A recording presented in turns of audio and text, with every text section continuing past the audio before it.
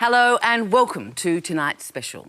Now, we all know the cliche about the man who needs no introduction, which usually serves as a preface to a lengthy and tedious biography of same. Well, we are going to honour it and leave it at this. His name is Christopher Hitchens, and after some 11 books and about 8.5 million newspaper and magazine articles, he has written a memoir, Hitch 22. One of its highlights, the time he met newly anointed British Prime Minister Margaret Thatcher. They argued, now there's a surprise, given he was a columnist with the left-leaning New Statesman at the time, and when Hitchens bowed slightly to concede a point, which is also a surprise, Mrs Thatcher instructed him to bow lower.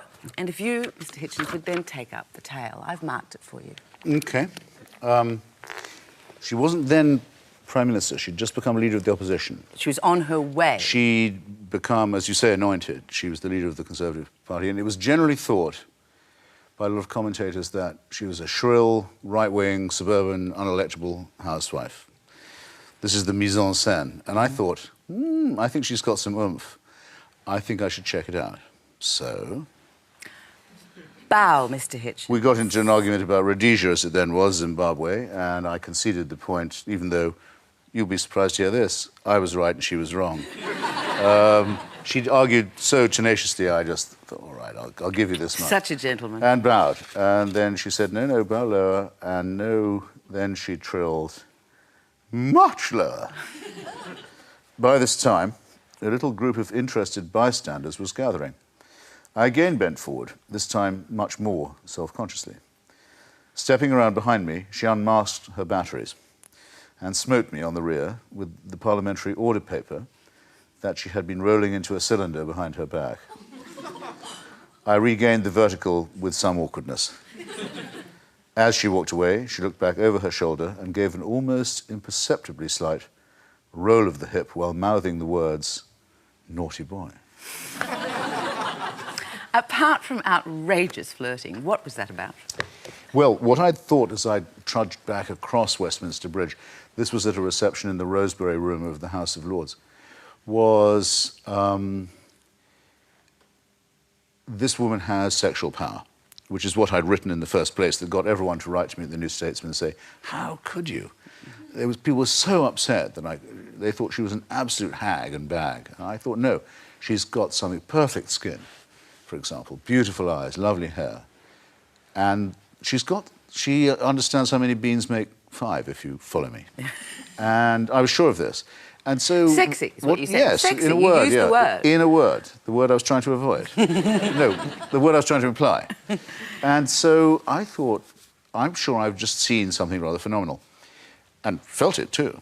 And so later, as she one by one took on all the pinstriped chaps who'd been running the Tory party till then, one by one just took them out, off the chessboard, put them back in the box, made herself master of the party, then mistress, I should say, of the country. Did I just say master?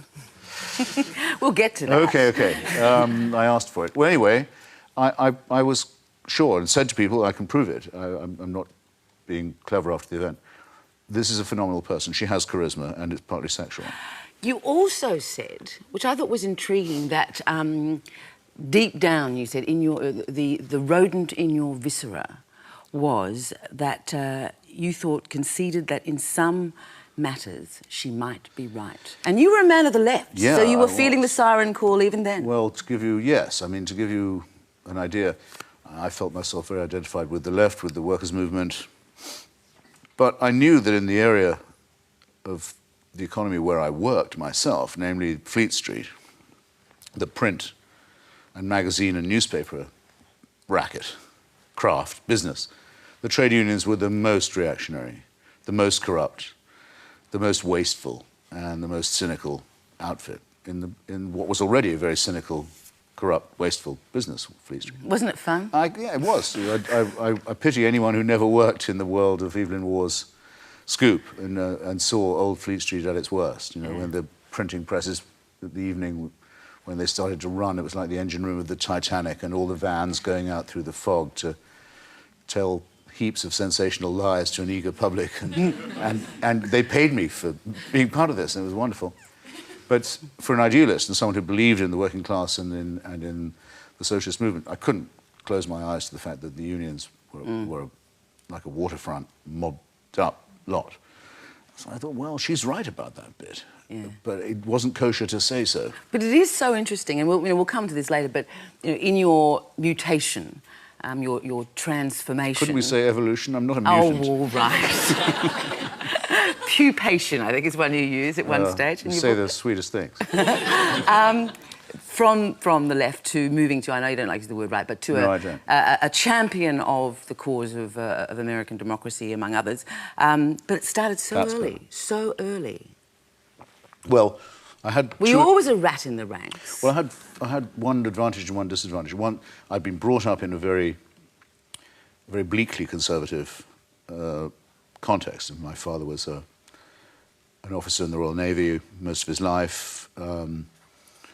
Extreme patriotism, extreme English nationalism, more than British nationalism even. Very fearful attitude to the people below you. The ghastly, unwashed, toiling masses who were to be feared, and then a slightly too deferential attitude to the people above you, the middle class you hoped to join and the upper class who ran things. And I found all that perfectly repulsive when I was a kid, and understood, because I knew it so well, I knew why people were Tory and I knew why I wasn't one. So that gave me an advantage as a socialist. I understood what the Tory mentality was. So it can be a terrible fate to be condemned to see both sides of every question. But fortunately, you always decide to come down heavily on one or the other. Well, no, sometimes on both. Progressively? Yeah, well, yes, because dialectics is the interpenetration of opposites, if you pardon the expression. And who'd have thought... I mean, the resulting synthesis, which is the essence of the Marxist theory. While enormously taken and laughing like a drain at the picture of you feeling the slap of firm government when it came to Margaret Thatcher, I do think one of the great elements in your memoir is that opening photograph of the writer as a young boy in a romper suit. It's the best dressed I've ever been. Quite beautiful, yes. Very right. Tell us about your mother. She was very different. Mama, yes. I call her Yvonne to myself, and I decided to do it in the memoir. That's what her friends called her, and everyone else was called Jean or Ethel or Marjorie or something. Nothing against that, by the way, in case they knew. But Yvonne had something exotic to it, and it put her, a little bit more refined than the naval officers' wives, the sturdy types who were brought up. And she had a bit of fashion sense. She was very pretty, and she was very frustrated because there was no money, and it was post-war Britain was very austere, very bleak. But she was always trying to inject a dash of colour into things. You write about her very generously, and it's like the sun does literally shine. All the colours are there when you write about Yvonne. The commander gets a much tougher treatment from you. Yeah, well, the commander was grey. Yeah. And boring, you said. I mean, I think you used boring, dull. He had all the virtues of coming from a Baptist, Calvinist family in Portsmouth. His father was a teacher in a quite rough school in the Dockyard area. No music, no entertainments on Sundays, thrift, continence, all of this. Makes for some virtues, but it can be a bit dull. The great drop that you put in the first few chapters is when your mother ran off with a defrocked clergyman. Yes. And a spoiled priest, yeah. A spoiled priest. And you were called to retrieve her body when she was found dead in Athens. Perhaps you could talk a bit about that. Well, yes. Their marriage dried up. I knew that when I was quite young. They kept it going because that's what you did in those days, in that class. Divorce was still quite scandalous. When she told me she had a boyfriend, I'd already more or less guessed that she did. And I said to her, darling, I called her Yvonne sometimes. Yvonne, you're not going to tell me that you've stayed with my dad for the sake of my brother and for the children. I was thinking of saying that to her. And as I was trying to think how to phrase it, she said, well, I didn't do it because we stayed together for your sake. And oh, shit. The very thing I hoped she wouldn't say. And she'd left it just fractionally too late. She was a bit older than she should have been for a second lover, and had been very beautiful, as all the pictures in my book will show, and was, I think, in terrible dread of losing her looks and becoming old. And it didn't really work out. And so she seems to have decided, from what I can reconstruct, that she didn't want to go on living anymore. She wouldn't get another chance. And the boyfriend was a bit unstable, I think probably a bit bipolar. And I have a feeling he talked her into it. But at any rate, they made a suicide pact. They flew to Athens and made an end of themselves. I read about it in the newspapers as a murder. When I went to see my mother's body, what I went to see was a crime scene. But I found out by investigation that it wasn't. He hadn't killed her. They'd made an agreement to die together. And very, very tough for my father. You said you found that she had put a number of phone calls to you that night before it happened. Over the course of the day she was there, yes, the switchboard at the hotel showed several attempted calls. It was hard to do international calling in those days. So there was a record of, can you place this call? And it was to my number. And I was a young person then living in London, hadn't been there long, wasn't at home a lot, wasn't there. And I've always thought that if I picked up the phone, that yes, she would have had a handhold of some kind. And that maybe that's why she was calling. I mean, I just don't know, which is what makes it. But again, not to seem mawkish, but the thought I had all the time in my head was, how am I going to tell my father this? He's such a private guy. He's so reticent. He's so committed to the decencies. He knows that his wife is living half the time with another guy, but none of their friends know. They kept up appearances. Now everyone's going to find out everything about him, and through the newspapers. Did you find it hard to write about? Yeah, I certainly did. You have many admirers, but many enemies also. Did you worry that writing about yourself at great length, honestly, it seems, would open a flank to those who would take you down? Do you feel vulnerable? I think that every time I put pen to paper or write an article at all, it's a field day possibly for those who don't like me. You're always putting yourself out there. Anytime you write a book, you're doing that, even if it's not about yourself. People who don't like you can find a way. So that's all right. And I have quite a thick skin and quite a broad back. And also I quite often make criticisms of other people. Yes, so yes you do. I would both, if I didn't look a fool if I complained about being attacked, I'd certainly feel a fool. But you didn't have to write a memoir. What made you want to do it now? The book is quite a lot about a group of friends of which I've been part for a long time. And it's not just about me, it's a memoir. It's not an autobiography, it's a memoir. And a memoir is about the people who were important to you in the moments that were, and some of the friends I've had, I think, are interesting to other people too. It seems to me you were very well served by your times, in that when you went to Oxford, yes, you met James Fenton, the poet who became, you said, I mean, you virtually dated year zero, and the clock zeroed, and then everything was measured after that. But you also were at a time that people like John Berger and Isaiah Berlin and Noam Chomsky were there. And then you went to Fleet Street. It was a bit of a Bloomsbury period, wasn't it? And you ran into Ian McEwan, Martin Amis. Yes. You had lunch together, you drank together, you ran around together, you dated women together. You were lucky, weren't you, in your time? Very lucky.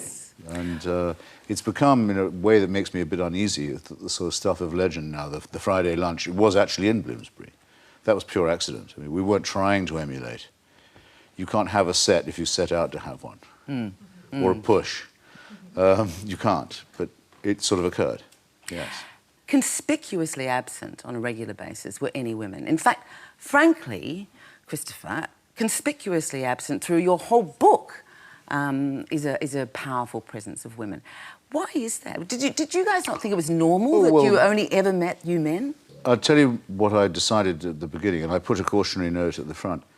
I only have copyright in myself, and if I write about other people, it's because either they're already public figures, or they've written about me, or it's in some way fair game, or if they're dead. And to write about the influence of women, which I do twice, by the way, in case, I mean, when I write about my mother, I'm saying how I learned about the importance of the female principle and learned about it in a very nice way. And the way my mother explained to me things about love and sex in an unbelievably powerful but subtle way should give you a clue. And then I say, when I talk about my great love, Martin Amis, that all our discussions were entirely about... That doesn't really count. But I'm not going to say who we were talking about. You would be criticising me now for the opposite reason if I'd done that. Hitch 22. Yes, ma'am. Great title. Great title. There was, of course, a catch-22, which roughly, I think, meant it was something like if you were... the only way you could get out of the war is if you pleaded insanity, but if you advanced that argument, then you clearly weren't insane. Yeah. Is there a Hitch 22? Or just, yes. Yeah, what is the Hitch 22? The Hitch 22 for me is that having been involved in various kinds of quite solid commitment and allegiance throughout a lot of my life, and been through it and out the other side, that now the only group I'm associated with is a loosely knit collection of people. Richard Dawkins is the best known member of them. The founding group meeting of this group was held in my house. There's a photograph of it in the book. Sam Harris, Dan Dennett, people who want to defend science and reason and who say that the main principles are that the only thing you're sure of is uncertainty. That the only thing that is certain is doubt. That the main thing is the Socratic principle, that you're only educated when you understand how ignorant you are. And so all assertions of faith or absolutism or complete belief are almost by definition useless and false. And that actually that's quite a strong commitment to be making. And to a party of doubt and uncertainty, open-mindedness and skepticism. And I feel I can spend the rest of my life doing that with a fair degree of conviction.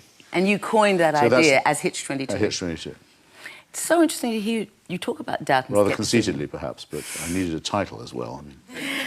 Because I would... It's also from, if I can just mention it, because we haven't talked about Salman yet, and No. And in case we don't, one of the word games that we boys used to play... Yes. One of the printable ones was, and invented by him, was book titles that didn't quite make it. I list them in the book. For Whom the Bell Rings. The Big Gatsby. Mr. Zhivago. Good Expectations. All that kind of. And we went through a lot of these. My Portrait of a Woman was one of mine. 2 Days in the Life of Ivan Denisovich. Anyway... This was you were doing at the lunch club. One of them was Hitch 22. And I remember thinking, I might need that one day. But as with a lot of things, Salman is the man who comes up with the brilliant encapsulation. People don't realise how witty he is. They think of him as a rather solemn guy on the run, always glaring into the camera as if he's half a refugee, always in trouble, you know, in these mighty... It's all true. He's an extremely serious person and a very serious novelist, but he's probably the wittiest user of the English language alive. And it's only his second language. You moved to America permanently. Yes. In the early 80s.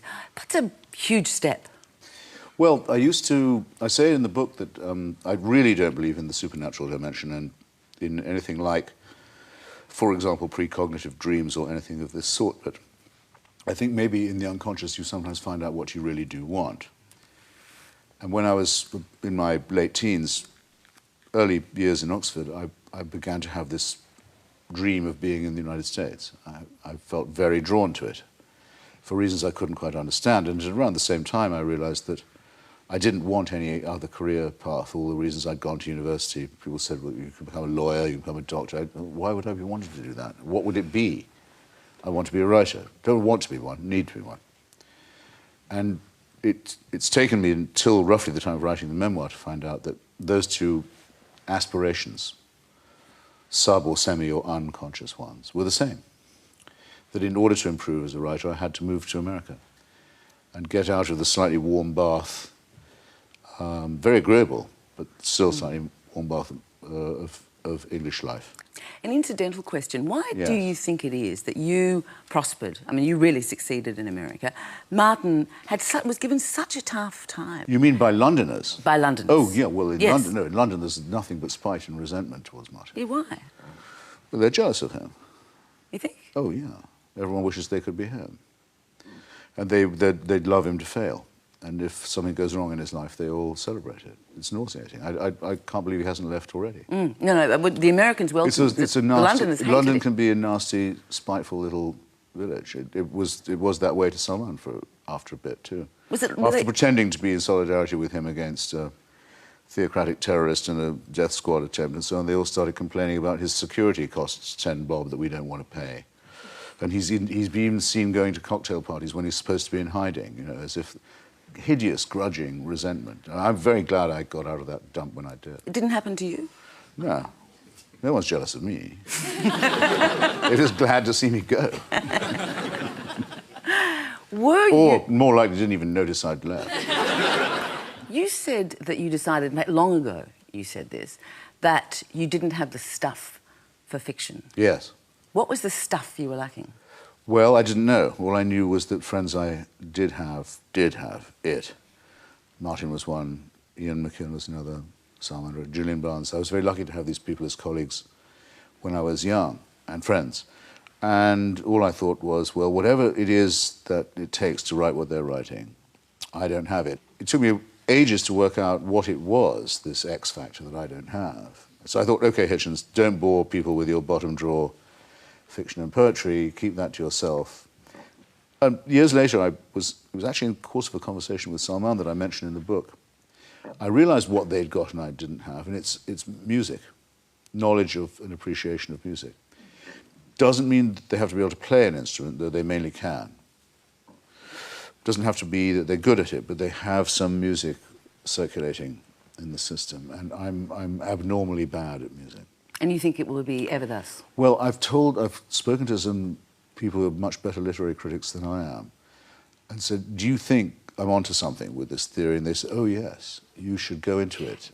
You could, if you did a bit more work on it, that might turn out to be quite an interesting hypothesis, because you check it.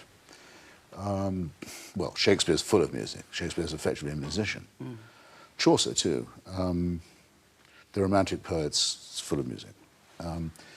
Strong test, very strong test. Vladimir Nabokov, the sort of author who makes you feel, why do you bother? Didn't like music, but could write about it quite well. He wasn't musical, but he had musical capacity. So far, in every case I can test, that's the X factor in people who have poetry and fiction. You're excused. And that's very good reason. And I know I don't. So the test would then be, would it be true if I wrote about, say, why Orwell is a much better essayist than novelist? Probably yes, because he shows no interest in music at all. You wrote a book called Letters to a Contrarian, which is one of the reasons I think people took up to calling you a contrarian, which you don't like. Don't like. So what do you like for your particularly virulent branch of, argumentativeness, insistence on rightness, passion for argument? Do you find virulent? I mean, I'm asking you seriously. Intense.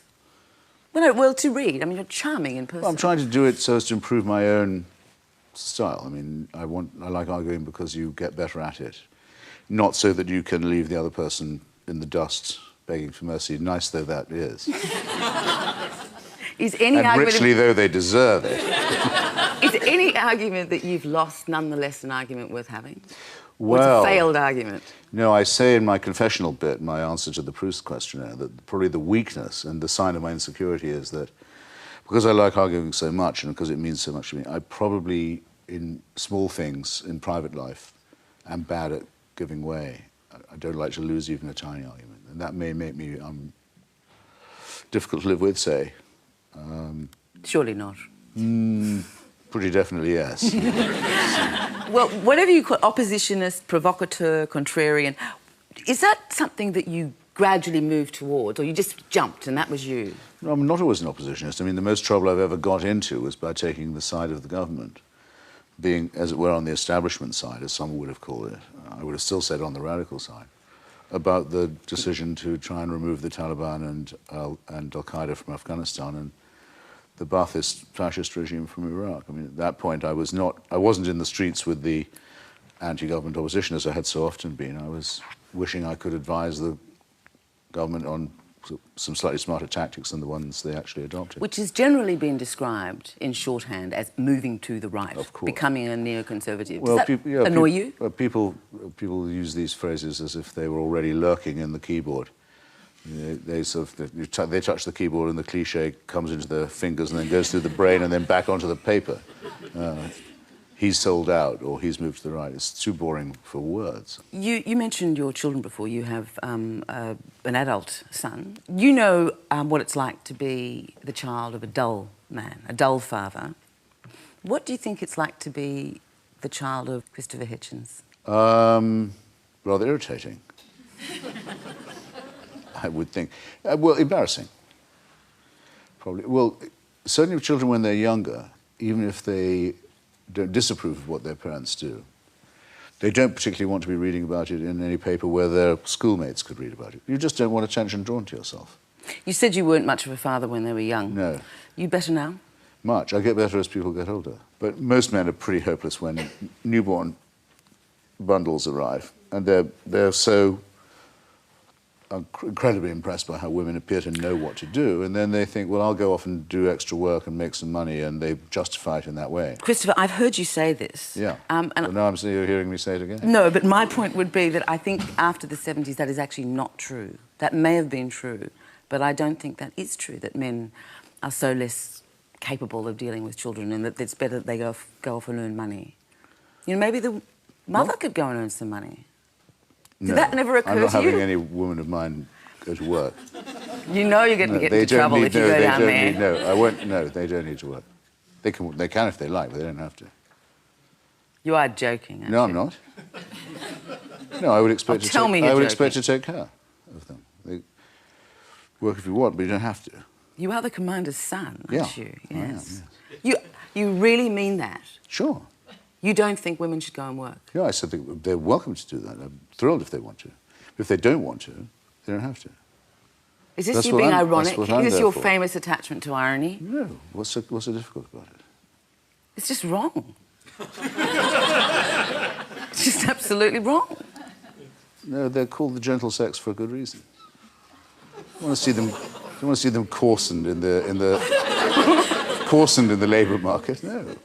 Not if they don't want to. You're 61, they shouldn't feel they not have to. 180. No, that's not good. I'm here to look after them. Did you ever think what an irony it is that someone who loves irony like you should go and live in a country which doesn't appreciate it? I remember sitting with this very nice woman in New York. I think I mentioned it in the book. A publisher, and very clever, who said why she thought I might be a good writer for a book she had in mind. She said, and of course, you guys from England, you have irony at your disposal, which of course we don't. And I thought, I can't say nothing, so I fortunately thought, well, so I said, well, apparently not. And she somehow congealed at that. I don't know which of us proved the point there. Yeah, and well, it's also a danger when you try and be funny in print or in voice. People are writing it down. There should be a special typeface called 8-point ironic bold or something. People can say this was where he was trying to be ironic, but no one got Christopher, it. I've given you every single chance to opt out of that last statement. Oh no! I mean, that's my view. I don't think a Mrs. Hitchens should have to work. It's been lovely to have you. Thank you so much. Oh, it's very nice of you to invite me. Please, a huge thank you to the sexist but charming Christopher Hitchens. Thank you, Dan. That was it, wasn't it? Yeah. It. You had to say it. Thanks a lot. And until we meet again on the first Tuesday of next month, good night and very happy reading.